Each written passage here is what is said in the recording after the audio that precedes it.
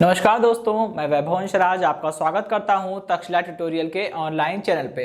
दोस्तों, हम लोग बात कर रहे थे क्लास 12 के फिजिक्स के चैप्टर नंबर 5 जिसका नाम था चुंबकत्व एवं द्रव्य। इसमें दोस्तों हम लोग लेक्चर 5.8 तक कंप्लीट कर चुके थे। आज हम लोग बात करेंगे लेक्चर 5.9 के बारे में। तो दोस्तों, आज के सेशन में हम लोग क्वेश्चन स्टार्ट करेंगे। ठीक है, जितना भी हमने थ्योरी वाले टॉपिक कवर किए थे उस पर बेस्ड कुछ क्वेश्चंस हैं। क्वेश्चंस भी एग्जाम में आते हैं, तो हम लोग आज के सेशन से क्वेश्चन को स्टार्ट करेंगे। ठीक है, तो आज के सेशन में पहला क्वेश्चन नंबर 1 देखिए क्या है। किसी धारा लूप का क्षेत्रफल दिया है आपको 0.25 मीटर स्क्वायर। ठीक है, उसमें प्रवाहित धारा 0.5 एम्पियर है। इस लूप का चुंबकीय द्विध्रुव आघूर्ण क्या होगा। ठीक है, तो इसके सॉल्यूशन में देखिए दोस्तों, हमको पता है कि धारावाही लूप का चुंबकीय द्विध्रुव आघूर्ण क्या होता है। उसका फॉर्मूला हम लोग जानते हैं। धारावाही लूप का चुंबकीय द्विध्रुव आघूर्ण निम्नलिखित होता है। कितना होगा? M is equal to N into I into A, ये होता है। ठीक है, अब देखिए अगर कुंडली में N फेरे होंगे तो NIA होगा, लेकिन अगर कुंडली में सिंगल टर्न है, एक ही फेरा है, तो N इज इक्वल टू 1 हो जाएगा। कोई दिक्कत की बात नहीं। ठीक है, यहाँ क्वेश्चन को ध्यान से पढ़िए। किसी धारा लूप का क्षेत्रफल दे रखा है, उसमें प्रवाहित धारा दे रखी है, लूप का चुंबकीय द्विध्रुव आघूर्ण that is magnetic dipole momentum. ठीक है, मैग्नेटिक डाइपोल मोमेंट पूछा गया आपसे, तो आपको वो बताना पड़ेगा। तो यहाँ पे n इज इक्वल टू 1 रख देंगे। ठीक है, और i की वैल्यू आपको दी है 0.5 और ये है 0.25। सब कुछ ऑलरेडी MKS में है, तो कोई दिक्कत की बात नहीं है। कितना आ जाएगा? m इज इक्वल टू 5 पंजे 125 और 3 प्लेस छोड़ के डेसिमल लगा देंगे। ठीक है, और वैल्यू उसका यूनिट क्या हो जाएगी? Ampere into metre square. ठीक है, चलिए, तो पहला वाला क्वेश्चन तो सॉल्व हो गया। ठीक है, अब हम लोग बढ़ेंगे अपने सेकंड क्वेश्चन की ओर। ओके दोस्तों, देखिए क्वेश्चन नंबर 2 में क्या बोल रहे हैं। 20 फेरों की एक कुंडली का क्षेत्रफल 1.5 मीटर स्क्वायर है तथा इसमें 3 एम्पियर की धारा बह रही है। ठीक है, आपको n की वैल्यू दे दी, आपको a की वैल्यू दे दी गई है और आपको i की वैल्यू दे दी गई है। ठीक है, फिर बोल रहे हैं यदि कुंडली को 0.5 वेबर पर मीटर स्क्वायर के एक समान चुंबकीय क्षेत्र में इस प्रकार लटकाया जाता है कि कुंडली का तल चुंबकीय क्षेत्र के समांतर हो, तो उस पर लगने वाला बल युग्म का आघूर्ण क्या होगा। दोस्तों, कुंडली का तल और कुंडली के क्षेत्रफल सदिश की बात करें तो ये दोनों अलग अलग चीजें हैं। ठीक है, मान लीजिए चुंबकीय क्षेत्र इस डायरेक्शन में है, मतलब इधर से लेके इधर की ओर है। ठीक है, और कुंडली का जो तल है वो चुंबकीय क्षेत्र के समांतर है। मतलब अगर चुंबकीय क्षेत्र जो है, अगर चुंबकीय क्षेत्र ऐसे होगा तो तल भी ऐसे रखा होगा, और तल अगर ऐसे रखा है तो तल के लंबवत होता है क्षेत्रफल सदिश। तो क्षेत्रफल सदिश ये है और चुंबकीय क्षेत्र की दिशा ये है और क्षेत्रफल सदिश ये है। कितने का एंगल बन रहा है? ये वाला एंगल देखिए, पूरा ये एंगल पूरा 90 बन रहा है। तो इस केस में यहाँ पे कुंडली का तल जो है वो क्षेत्रफल के समांतर है, तो क्षेत्रफल सदिश तो 90 पर होगा। तो यहाँ पे थीटा इज इक्वल टू 90 हो जाएगा। हम जानते हैं कि किसी धारावाही लूप पर कार्यरत चुंबकीय बल आघूर्ण का मान निम्नलिखित होता है। ठीक है, टाउ इज इक्वल टू कितना होता है दोस्तों? MB sine theta. इतना तो हम सभी को पता है। ठीक है, फिर दोस्तों यहाँ पे M क्या है? M जो है वो चुंबकीय द्विध्रुव आघूर्ण है और वो हमें डायरेक्टली नहीं दिया हुआ है, तो क्या करना पड़ेगा? M को ब्रेक कर सकते हैं हम लोग। M is equal to N into I into A होता है। ठीक है, तो M को ब्रेक कर लिया NIA में और B को एज इट इज लिख दिया और यहाँ पे sine theta as it is लिखा है। ठीक है, since M is equal to NIA। ठीक है, अच्छा, अब देखिए, अब इसके बाद यहाँ पे थीटा इज इक्वल टू 90 है, तो सारी वैल्यू पुट करिए और थीटा की जगह पे हम लोग 90 पुट करेंगे। फेरे कितने हैं? 20 इंटू धारा कितनी है? 3 एम्पियर इंटू क्षेत्रफल कितना है? 1.5 मल्टीप्लाइड बाय b कितना है? 0.5। ठीक है, और साइन 90। ठीक है, इसको जरा कैलकुलेट करिए, कितना हो जाएगा ये? 15 इंटू 5 75.75 हो जाएगा, और ये 7.5 हो जाएगा, फिर ये 15 हो जाएगा, ये 45 हो जाएगा। ठीक है, और ये बन जाएगा 4.5 इंटू 10, या फिर आप इसे डायरेक्ट 45 भी लिख सकते हैं। तो टाउ इज इक्वल टू 45।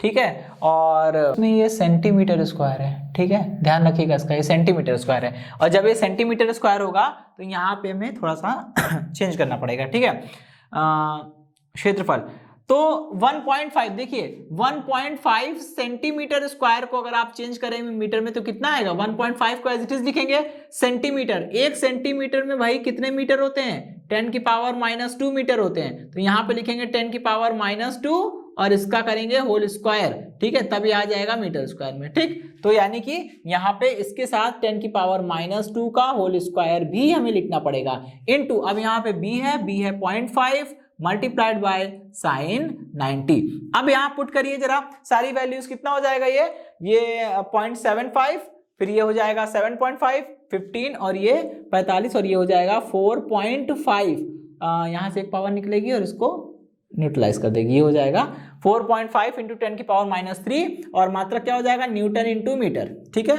तो ये है आपका जवाब। अब हम लोग बढ़ेंगे अपने नेक्स्ट क्वेश्चन की ओर। ओके दोस्तों, देखिए क्वेश्चन नंबर 3 क्या है।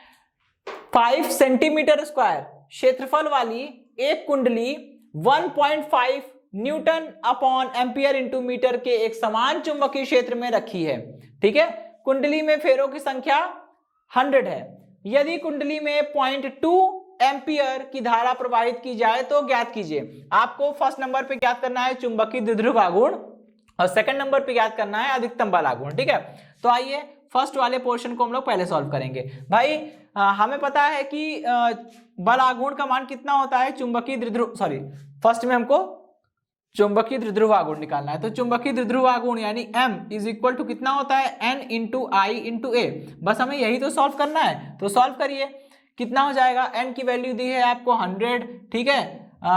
करंट कितनी दी है, करंट आपको 0.2 दी है, ठीक है। और क्षेत्रफल कितना है दोस्तों, 5 सेंटीमीटर स्क्वायर है। सेंटीमीटर को मीटर में बदलेंगे 10 की पावर -4, ठीक है। अब इसको कैलकुलेट कर लेते हैं, कितना हो जाएगा 5 दूनी 10, ये पूरा 1 बन जाएगा और ये हो जाएगा 10 की पावर -2, ठीक है, 10 की पावर -2 और मात्रक क्या हो जाएगा इसका एम्पियर इंटू मीटर स्क्वायर, ठीक है। चलिए, तो फर्स्ट वाला पोर्शन तो समाप्त हो गया। अब आइए सेकंड वाले पोर्शन की बात करते हैं।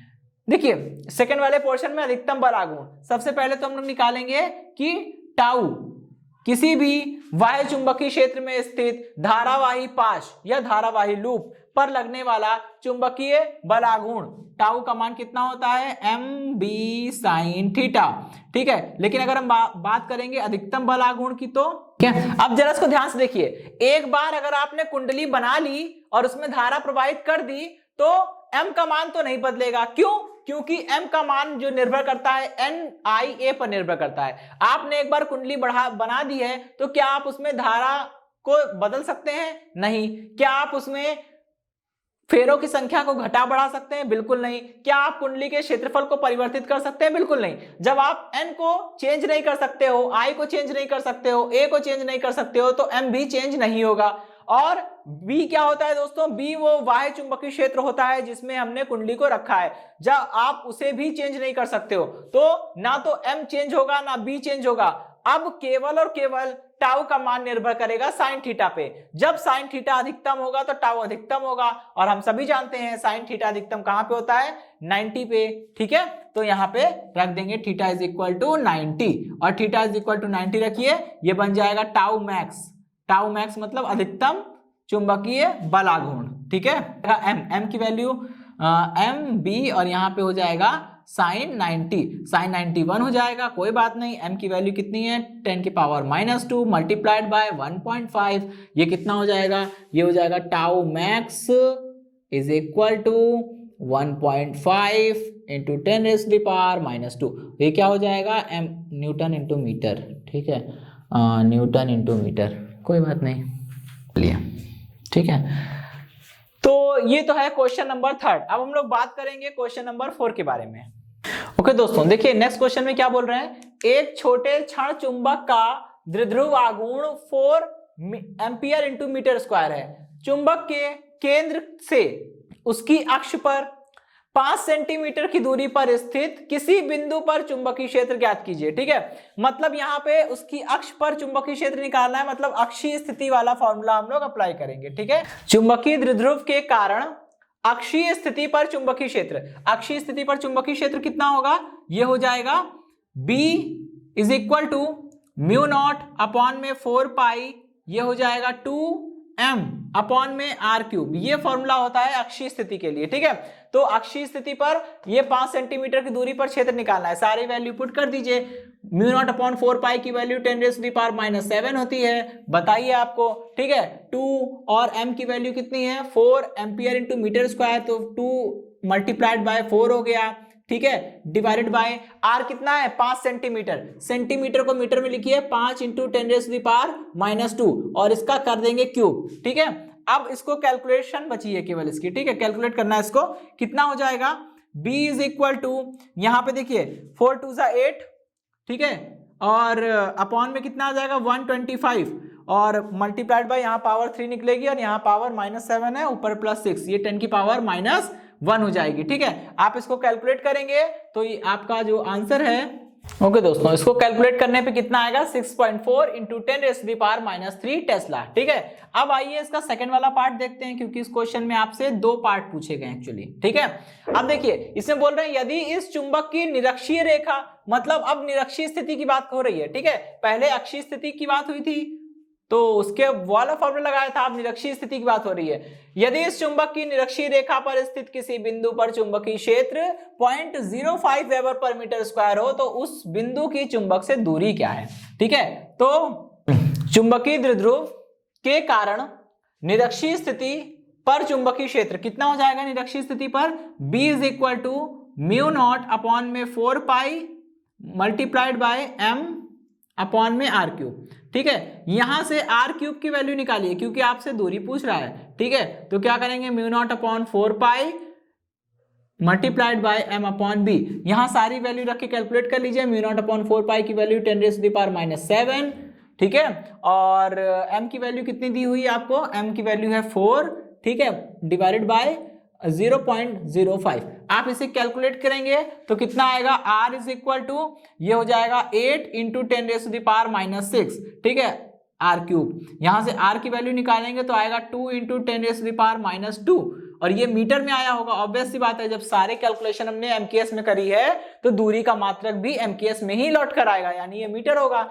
और 2 × 10⁻⁻2 मीटर का मतलब होता है कि ये 2 सेंटीमीटर के बराबर है। इसका मतलब उस बिंदु जिस पर निरक्षीय स्थिति पर निरक्षीय रेखा पर स्थित वो बिंदु जिस पर चुंबकीय क्षेत्र 0.05 वेबर पर मीटर स्क्वायर है, उस बिंदु की चुंबक से दूरी कितनी हो जाएगी 2 सेंटीमीटर। ठीक है, ये हो गया आपका जवाब। अब क्वेश्चन नंबर 4 कंप्लीट हुआ। अब हम लोग लास्ट क्वेश्चन देखेंगे, इस सेशन का आखिरी क्वेश्चन, क्वेश्चन नंबर 5। ओके दोस्तों, देखिए क्वेश्चन नंबर 5 में क्या बोल रहे हैं, एक छोटे चुंबक का चुंबकीय आघूर्ण 4.8 एम्पियर इंटू मीटर स्क्वायर है। ठीक है, इसे चुंबकीय याम्योत्तर में उत्तरी ध्रुव भौगोलिक दक्षिण की ओर करके रखा गया। मतलब इस प्रकार रखा है कि चुंबक का जो उत्तरी ध्रुव है वो भौगोलिक दक्षिण की ओर है। ठीक है, भौगोलिक दक्षिण की ओर करके पृथ्वी के चुंबकीय क्षेत्र में रखा गया है।